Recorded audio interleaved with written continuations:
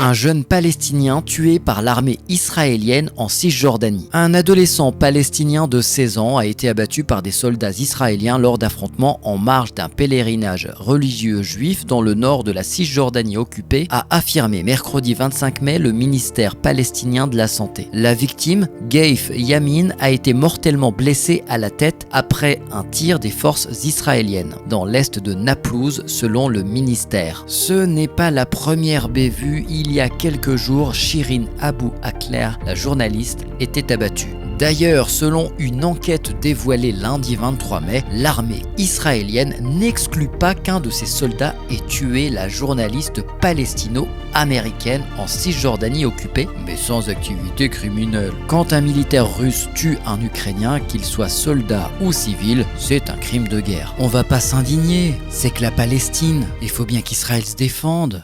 Nous savons tous qu'à cause des guerres, il y a de nombreuses victimes, mais ce que nous savons moins, c'est qu'à cause de la guerre en Ukraine, des couples sont détruits. Il quitte sa femme pour vivre avec une Ukrainienne de 22 ans qu'ils avaient accueillie. En raison de la guerre en Ukraine, Tony et Lorna ont accueilli à leur domicile Sofia, une réfugiée de 22 ans. 10 jours après son arrivée, elle s'est mise en couple avec le mari de la famille qui est tombé amoureux d'elle. Bon, désolé, j'ai pas la photo de Lorna et j'ai pas non plus la photo de Sofia. Cette histoire débute par un geste de solidarité, celui de Tony et Lorna qui, choqués par la guerre en Ukraine, décident d'accueillir une jeune réfugiée chez eux. Pour résumer, la femme de Tony se prend la tête avec Sofia, la jeune Ukrainienne, qui quitte le domicile. Et Tony, il se barre aussi et il rejoint Sofia, la belle Ukrainienne.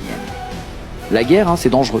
Avec le parti politique d'Emmanuel Macron, on n'est jamais au bout de nos surprises. La moralisation de la vie publique, c'était déjà un engagement d'Emmanuel Macron lors du premier mandat. Dans l'Essonne, l'ex-marcheur Villani affronte un ancien de McKinsey, devenu directeur général de La République En Marche. Un journaliste de France 3 pose cette question. Au fil de votre parcours dans le privé, vous êtes passé chez McKinsey. Alors que le groupe est soupçonné de fraude fiscale et que le recours des pouvoirs publics au cabinet de conseil fait polémique, comment défendez-vous votre CV ? Cette affaire ne me concerne pas du tout. C'était mon premier job après l'école. J'ai quitté cette entreprise il y a plus de 8 ans. Les gens ne m'en parlent pas parce que ça ne les intéresse pas. Il n'y a d'ailleurs que quelques journalistes qui m'ont parlé de ce sujet. Je veux mettre au service de nos concitoyens les qualités d'entrepreneur que j'ai acquises dans le privé, en développant et dirigeant plusieurs entreprises.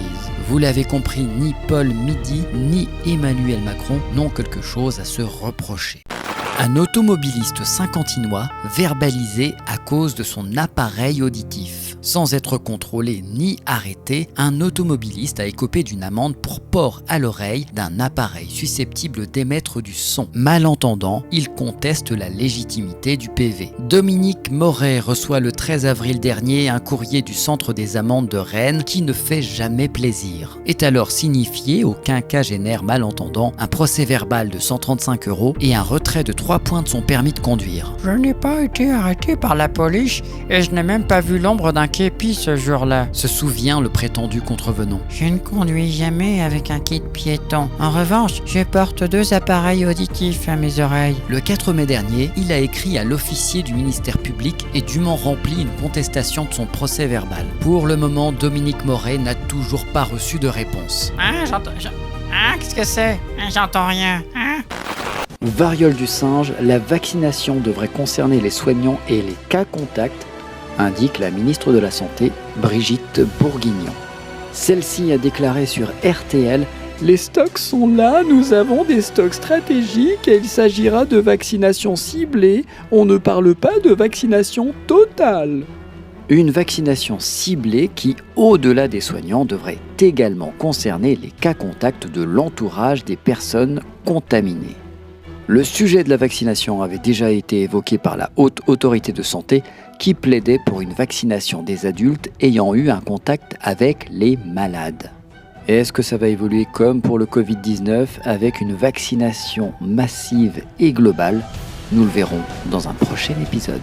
Cannes 2022. Le réalisateur ukrainien Sergei Loznitsa juge le boycott des artistes russes grotesque. Le réalisateur de Donbass n'est pas d'accord avec ses compatriotes qui refusent toute forme de présence russe à Cannes. La semaine dernière, certains s'étaient émus de la venue sur la croisette du cinéaste russe Kirill Serebrennikov. Sergei Loznitsa déclare « Cette attitude est inhumaine. Comment définissez-vous le concept de russe? Êtes-vous russe en raison de votre passeport, de votre citoyenneté, de votre ethnie? C'est une pente glissante. » a estimé le cinéaste venu présenter The Natural History of Destruction, un documentaire sur la destruction des villes allemandes par les Alliés pendant la Seconde Guerre mondiale. Je suis fermement convaincu qu'on doit juger les gens sur leurs déclarations, leurs actions individuelles et non en fonction de leur passeport. Chaque cas individuel doit être jugé sur ses propres mérites. Quelque chose me dit que Sergei risque de ne pas être réinvité au Festival de Cannes. À partir d'analyses de vidéos et de sons couplés à des témoignages d'habitants, la chaîne américaine établit que la reporter d'Al Jazeera a été ciblée délibérément et contredit la version des autorités israéliennes. La journaliste Shirin Abu Akleh a été tuée par des soldats israéliens au cours d'une attaque ciblée. C'est la conclusion d'une enquête de CNN qui s'appuie sur 11 vidéos de la scène corroborées par 8 témoins oculaires, un expert en acoustique et un expert en armement. Sur Twitter, le journaliste français Paul Moreira confirme que l'armée israélienne vise délibérément des civils. Je cite son tweet. En 2004, dans Gaza, un sniper probablement israélien avait tiré sur moi. Balle à 30 cm de mon visage. J'avais un t-shirt en guise de drapeau blanc à la main. Un an avant moi, James Miller, un journaliste britannique, avait été tué à Gaza par l'armée israélienne avec un drapeau blanc à la main, un meurtre. Le soldat a eu une simple sanction disciplinaire. N'oubliez pas de penser à vos mamans le dimanche 29 mai, ça sera la fête des mères. Ah non, excusez-moi, dans l'oreillette, on m'annonce qu'il y a du changement. Fête des mères, des écoles célèbrent la fête des parents pour les familles homo- et monoparentales. Pour répondre à tous les types de familles, des écoles s'adaptent à l'occasion de la fête des mères ou des pères. Ne mettre personne de côté et s'adapter à toutes les familles. C'est l'initiative prise par certaines écoles en France avant la fête des mères. Afin de répondre aux différentes compositions familiales de notre grande époque, qu'elles soient mono- ou homoparentales, des établissements ont pris la décision de célébrer la fête des parents ou des gens qu'on aime. Et pour Soon-Yi Previn, la femme de Woody Allen, qui était pour rappel la fille adoptive de l'acteur. C'est la fête des pères, des maris ou des pédos. Et vous alors, vous en pensez quoi? Faut garder le terme fête des mères, fête des pères, ou alors évoluer avec son temps? À vos claviers.